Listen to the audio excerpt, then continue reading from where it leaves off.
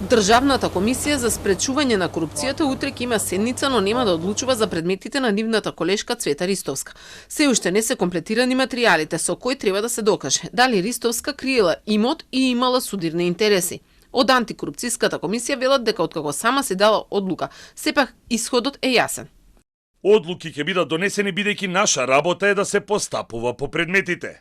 Ке одлучуваме и по предметот за можен судир на интереси и по предметот за непријавување на имотна состојба. Сепак, крајниот исход е веќе извесен, бидејќи што и да одлучиме ние, ке треба да го известиме собранието во кое таа веќе даде оставка.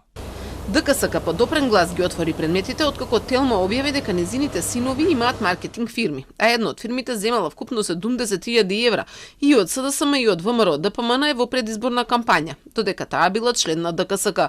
Левица пак тврдеше дека и покрај незината обврска да ги пријави во анкетниот лист, таа тоа не го сторила. Ристовска си даде оставка во петокот, но во неа тврдеше дека работела законски. Но фирмата на незиниот син Буз Дуел земала пари за рекламирање од СДСМ и на локалните избори во 2021 година, кога таа била ревизор. И двете институции каде била вработена Ристовска имаат задача да откријат сомнителни финансирања на кампањите на политичките партии во избори. Местото на Ристовска како помошник на главниот државен ревизор сега стои во мирување, па таа може да се врати во оваа институција. За Телма од ревизија велат дека се уште не добиле никакво известување дали Ристовска се враќа во нивните редови, но од друга страна велат ги исполнува условите за пензионирање.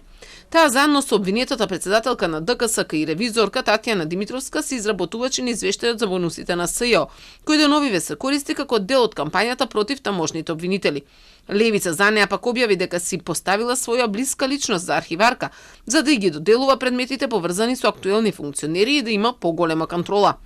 Инаку Ристовска уште пред една година и стана позната на јавноста по предметот за директорот на АНБ Бојан Христовски и неговата диплома од приватниот универзитет за туризам каде била предавач. Незината фотографија во наставен кадар се уште стои на сајтот на овој универзитет.